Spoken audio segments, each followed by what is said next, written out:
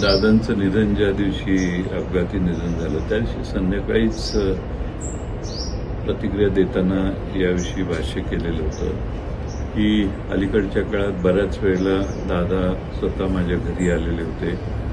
अनेक वेळेला त्यांची माझी चर्चा झालेली होती.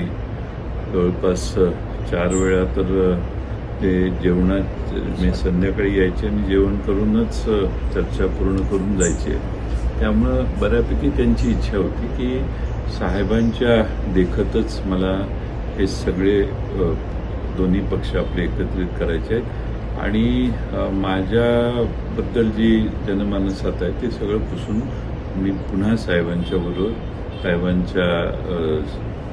पक्षाबरोबर एकत्रित यायला तयार आहे आणि त्यांचा आग्रह होता. त्यामुळं एकदा नाही जवळपास 8-10 वेळा माझ्याकडं त्यांच्या बैठका झाल्या आणि बैठकीचं ठिकाण माझं घरच होतं आणि माझ्याकडं येऊन बऱ्याच वेळेला पहिल्या 2-4 बैठका तर त्यांनी त्यांच्या भावना व्यक्त करण्यातच खर्च झाल्या आणि त्यांचा प्रचंड साहेबांच्याबद्दल आदर होता. साहेबांच्या बरोबर जे झालं ते सगळं विसरू आपण आणि मागच्या 2-2.5 वर्षाचा कालखंड मागं टाकून आपण सगळे एक होऊ आणि महाराष्ट्रात राष्ट्रवादी काँग्रेस पुन्हा एकसंघ करू ही त्यांची अंतिम आणि फार तीव्र अशी आग्रहाची भूमिका होती. 12 फेब्रुवारीचं तसं काही ते शेवटी 16 तारखेला रात्री माझ्या घरी आमच्या पक्षातल्या काही प्रमुखांची आणि त्यांची बैठक झाली. त्याच्या आधी अमोल कोल्हेजी किंवा हर्षवर्धन पाटील यांना घेऊन एकदा आमचे पक्षाच्या अध्यक्षांची 2 वेळा बैठकीत ते सहभागी होते. त्यापूर्वी 16ला सगळेच आम्ही एकत्रित जमलो आणि त्या दिवशी ठरलं की आपण जिल्हा परिषदेच्या निवडणुका आघाडीत लढवू आणि आघाडीत लढवल्यानंतर आम्ही त्याच्यात जिल्हा परिषदेचे निकाल लागल्यावर 7ला निकाल लागतील. त्यांचं म्हणणं 8लाच करू. तर म्हटलं 8ला मी दिल्लीला एका लग्नाच्या निमित्तानं आहे, 8-9ला नको. मग किती तुम्ही? तर त्यांनी सांगितलं जयंत पाटील ठरवतील ती तारीख मंजूर आहे. मग आम्ही 10ला करू, मग 12ला करू, मग 12ला करू. कारण मध्ये 4-5 दिवस त्या फॉर्मॅलिटीला लागतील. म्हणून 12 तारीख ही आम्ही निश्चित केली. दुसऱ्या दिवशी पहाटे उठून आम्ही त्यातही योगायोग असा की आम्ही सगळे इतके होतो की आम्ही सहज गमतीनं म्हटलं दादा विमानानेच उद्या सकाळी पवारसाहेबांना भेटायला बारामतीत जाऊ. आम्ही ज्याला फोन केला त्याने सांगितलं नाही ती धावपट्टी लहान आहे, माझं विमान काही तिकडे उतरणार नाही.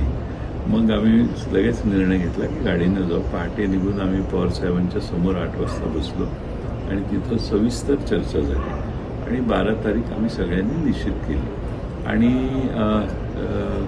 साधारणपणाने 8-9 पर्यंत हे जिल्हा परिषदेच्या निकालाचे पडसाद उमटतील आणि 10-11 तारीख मोकळे झाले की 12ला याचा निर्णय घेऊ अशी आम्ही पूर्ण चर्चा केली. पण अजितांच्या नेमकं मनात काय होतं, म्हणजे सत्तेमध्ये जाऊन एकत्र राहायचं काय?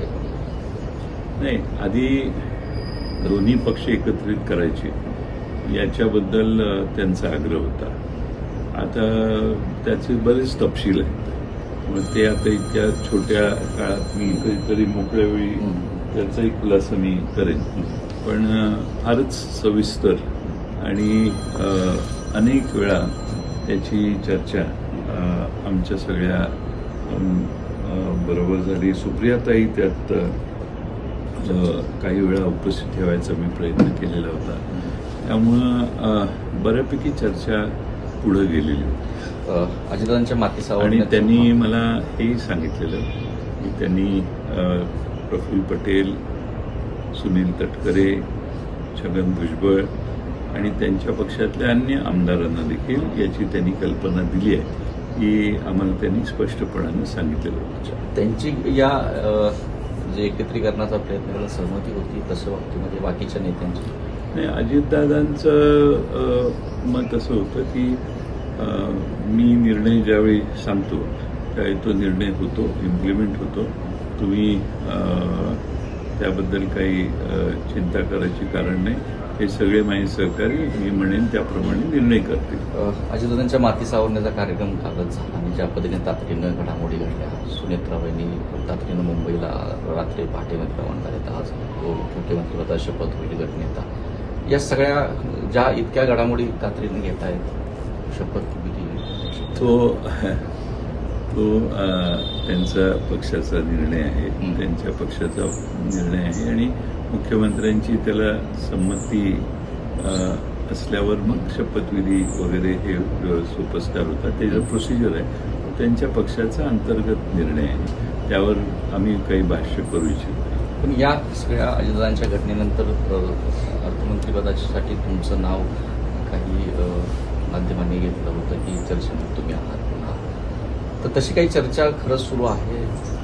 नाही, असं आहे की त्यांचा पक्ष आज तरी किमान फिजिकली स्वतंत्र पक्ष आहे त्यांचा आमच्यापासून, आणि त्यांचा पक्षाचे निर्णय हे आता सध्या दिसतंय की प्रफुल्ल पटेल आणि सुनील तटकरे हे त्यांच्या पक्षाचा निर्णय आणि काही प्रमाणात कदाचित भुजबळ साहेब असतील हे तिघं घेत आहेत, त्यामुळे त्या तिघांचा निर्णय जो असेल त्याची अंमलबजावणी होत असेल, त्याच्याबद्दल मला माहीत नाही. त्यांच्या पक्षाच्या निर्णयाबद्दल मी बोलणं हे योग्य आहे असं मला वाटतं. पण या बाबतीमध्ये पवार कुटुंबामध्ये चर्चा झालेली दिसत नाहीये, पवारांनी देखील तसं स्पष्ट केलं. मी परवा ज्यावेळी दादांचं फ्युनरल झालं त्यानंतर मी निघून आलो